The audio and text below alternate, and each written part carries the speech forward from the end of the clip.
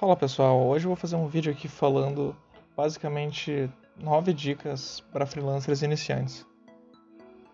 A gente vê muitas dicas aí para freelancer no geral, mas eu acho que tem alguns passos básicos que a gente tem que fazer logo lá no início quando a gente quer seguir essa carreira, assim. Principalmente quando tu quer trabalhar com ilustração, com arte digital, seja a área de 3D ou 2D. Aqui no Brasil a gente costuma muito começar como freelancer e não ir necessariamente direto para um estúdio. A gente começa estudando e basicamente vai pegando os primeiros freelas e eventualmente vai para um estúdio ou não. Muitas vezes fica um bom tempo sendo freelancer. No meu caso, eu fiquei uns 7 anos como freelancer, assim, antes de ficar em algum lugar fixo, assim. Acaba sendo um pouco difícil, muitas vezes, para a maioria das pessoas, porque a gente acaba não se organizando. Então, se eu fosse olhar para trás agora e dar algumas dicas, seriam essas. A primeira dica que eu diria é para se formalizar o quanto antes. Independente da área que tu for fazer, tenta fazer um MEI, uma microempresa. Eu digo isso porque, mesmo que tu tenha um trabalho bom, a maioria dos estúdios, agências, sei lá, escritórios de arquitetura, enfim, qual for a tua área, eles não vão querer fechar projetos grandes ou projetos mais expressivos com uma pessoa que não tem um registro, enfim, não é um profissional que tem uma seriedade, assim, um CNPJ. Isso acontece por N razões, desde a contabilidade da empresa até uma questão de, digamos assim, formalidade mesmo, sabe? Então, se tu puder fazer isso o quanto antes, eu acho que é bom. Eu lembro quando eu comecei lá em 2010, eu deixei quase 3 anos para fazer formalmente o meu CNPJ. Isso fez eu perder algumas oportunidades de alguns trabalhos, porque justamente não tinha como emitir uma nota. A segunda dica que eu daria seria para você se organizar nas suas finanças o quanto antes, porque ser freelancer não envolve só simplesmente, digamos assim, tu pegar todo o lucro para si e tudo mais. Envolve todo o fato de que toda a operação do teu negócio tá em ti, sabe? Então tu tem que ter uma noção dos teus gastos mensais, dos teus gastos anuais, como pessoa física, principalmente se tu não for trabalhar em parceria, tu for trabalhar sozinho, assim, você tem que ter, digamos, um balanço em que tu consiga entender o que está entrando e o que está saindo. Não precisa ser nada muito complexo, pode ser uma tabelinha do Google Docs, Excel, o que tu achar melhor, mas tu não pode deixar as coisas rolarem, assim, olhar a conta do banco e cada vez tomar uma surpresa, sabe? Eu acho que isso é uma coisa talvez até mais importante do que se formalizar num primeiro momento, assim. Tu tem que ter uma noção da tua situação financeira e de como é que tu vai lidar com isso nos próximos meses, anos, e entender como é que tu pode, digamos assim, tomar menos sustos e como é que tu pode se sentir mais seguro. A terceira dica que eu daria seria faça cronogramas. Cronogramas que não necessariamente só para os projetos que tu está desenvolvendo, mas até cronogramas para metas que tu quer fazer, porque como freelancer, por exemplo, tu vai ter que prospectar mercado, tu vai ter que entrar em contato com o diretor de arte, com o diretor de criação, uh, gerente de projeto, quantos tu vai entrar em contato por semana, quantos tu pretende, digamos assim, fidelizar. Muitas vezes o pessoal não pensa nisso, pensa muito no trabalho, pensa muito no tipo, eu vou fazer 3 projetos para portfólio por mês, daí eu vou postar e as pessoas vão ver e vão gostar. Não é que não seja possível, eu acho que sim, mas eu acho que tu não pode contar só com isso, tu não pode contar só com o fato do teu trabalho ser bom, tu tem que contar com o fato de que tu vai ter que desenvolver essas habilidades relacionadas a vender o teu negócio, basicamente, sabe? Então, cronogramas eles servem não só para os projetos que tu vai desenvolver, sejam pessoais, sejam de estudos, mas também para essa parte de networking que tu vai fazer, sabe? Quarta dica que eu diria seria entenda o mercado que tu está entrando. E para entender o mercado é muito simples. Tu conversa com outras pessoas do mercado e tenta entender a perspectiva delas e o que elas passaram e como é que foi a experiência delas. E a partir disso tu vai montando um cenário. Eu sei que é meio chato, eu sei que muita gente às vezes é tímido, mas tenta conversar com alguns desses profissionais e perguntar como é que eles fizeram, como é que eles adentraram. Eu faço isso até hoje, mesmo aqui com meus 30 anos, sei lá, 10 anos de carreira. Eu continuo falando com profissionais que eu sinto que estão um nível acima, que são mais velhos, mais experientes, perguntando como é que funcionam certas coisas e como é que eu posso melhorar o meu trabalho. Mas para quem está começando nisso, eu acho que quanto mais contato tiver com pessoas do mercado, melhor, sabe? E isso tu consegue muitas vezes mandando um e-mail ou chamando a pessoa pelo Facebook, pelo Instagram. Tem muita gente que é muito aberta, só precisa ser educado, é claro, não seja um mala. A quinta dica que eu diria seria que o networking em si, falando disso agora, ele demora. Ele não é uma coisa rápida, assim. Tem muita gente que acha que, eu vou ali falar com fulano, com ciclano, e deu. Mesmo que tu tenha um trabalho ótimo. Networking é uma coisa que demora, porque ele exige muita confiança.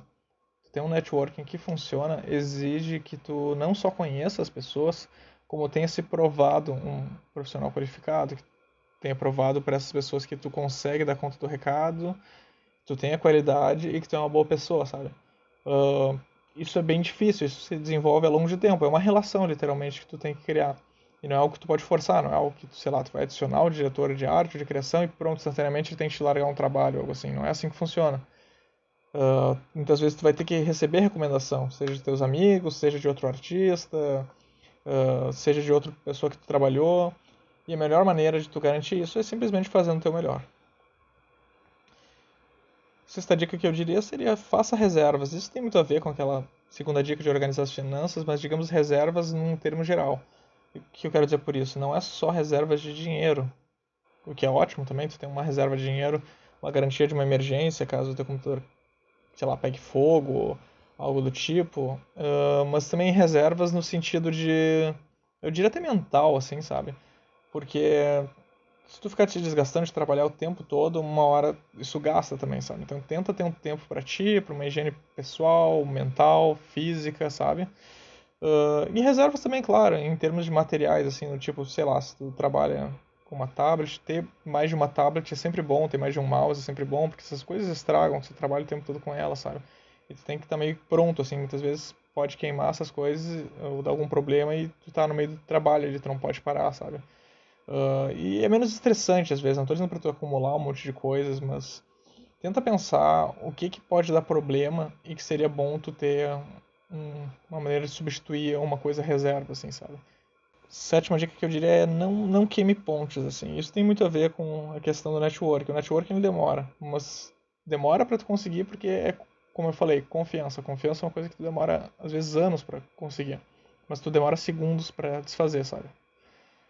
Então, quando eu digo não queimar pontes, é muitas vezes as coisas não vão dar certo, muitas vezes o trabalho não vai dar certo, seja por tua culpa ou por culpa de fatores externos. Eu não estou entrando em julgamento disso agora, mas é mais no sentido de que sim, as coisas não vão dar certo e tu tem que tentar manter o máximo a elegância e classe na tua relação, independente da situação que tu teve ali, sabe? Eu já vi algumas pessoas xingarem cliente, brigarem com cliente.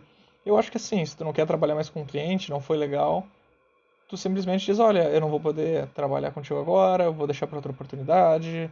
Uh, mas tu não queima a ponte, entende? Porque vai que um dia tu precisa, vai que um dia que tu tá fazendo agora tu não tem tanta demanda e tu, enfim, quer voltar para aquele mercado. Enfim, N razões, sabe? Tenta não queimar as pontes, sabe? Porque senão daqui a pouco tu vai estar numa ilha e tu não vai ter para onde sair. A oitava dica que eu daria é simplesmente estudar, sabe? E quando eu falo estudar, é no sentido de não pensar só, tipo, que o trabalho tá te fazendo ficar melhor. Sim, o trabalho muitas vezes vai te ajudar a ficar melhor, mas tem muitos trabalhos que no fim vão só ser uma requentação do teu conhecimento. Vão pegar muito um expertise teu e só botar ele, digamos, num contexto, assim, sabe? Então, estudar é uma coisa que, no fim das contas, acaba sendo muito definitiva para a tua evolução na carreira, eu acredito. Eu vejo que muitos artistas, às vezes, deixam de pegar trabalho para estudar, porque eles sabem que o tempo que eles estão fazendo aquele trabalho ali, que não é, às vezes, não paga tão bem, mas, enfim, né, dinheiro, eu sei que cada um tem suas preocupações, poderia ser usado fazendo um investimento de melhorar no que eles fazem ou ficar mais rápido no que eles fazem para conseguirem pegar mais trabalhos ou pegarem trabalhos melhores, sabe? Então, pensa em isso tudo como um investimento, assim, é como se tu fosse montar um carro e tu fosse trocar o motor dele todo ano e tu guardasse, em vez de guardar o dinheiro, tu guarda o tempo para trocar o motor, entende? E a última dica que eu diria é que, assim, sinceramente vai ser difícil, sabe? Não tem muito como eu querer ficar falando essas coisas e parecer que é fácil, sabe? Eu não conheci até hoje uma pessoa que tá há mais de 5, 10 anos na área que disse pra mim, tipo, olha, foi fácil ser freelancer, foi fácil, enfim, chegar aqui ou ali. Não, é difícil, cara. É difícil e a vida no geral é difícil, sim, em vários aspectos, sabe?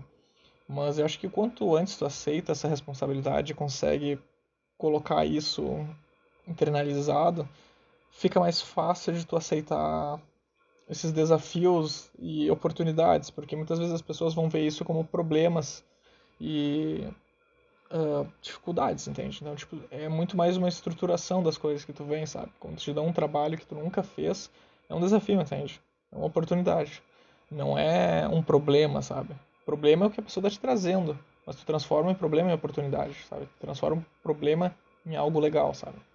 Não existe trabalho chato. Existe a gente olhar para aquilo e ver como um problema e não como oportunidade. É assim que eu tento pensar hoje em dia. Por mais absurdo que sejam as coisas que passam, tudo pode ficar legal, sabe?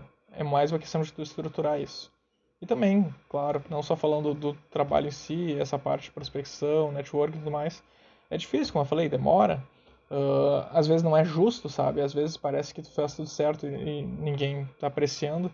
Mas tu tem que ter fé nesse processo, sabe? Tem que ter fé que em algum momento isso vai aparecer. Tu tem que ter fé também de que talvez tu esteja fazendo alguma coisa errada, sabe? Também não ser absoluto nas tuas ideias e achar que, poxa, eu tô fazendo tudo certo, ninguém dá bola. Uh, Talvez tu não esteja, sabe? Sempre se questiona sobre isso, sabe? Por isso que é tão difícil, porque é um caminho que tu tem que ficar o tempo todo te questionando, o tempo todo melhorando. Mas eu acho que é recompensador para todo mundo que tá há bastante tempo e começa a ver quando as coisas começam a dar certo. É isso aí, pessoal. Se vocês gostaram, eu peço que vocês, enfim, deixem um like, se inscrevam, toda essa coisa que esses canais todos falam e o que eu tenho que falar também. Mas se puderem interagir também com o vídeo, fazer um comentário, contar um pouco se você é um freelancer e pensa em ser freelancer, deixa suas dúvidas aí, deixa suas ideias e opiniões ali embaixo. E a gente se fala na próxima. Falou!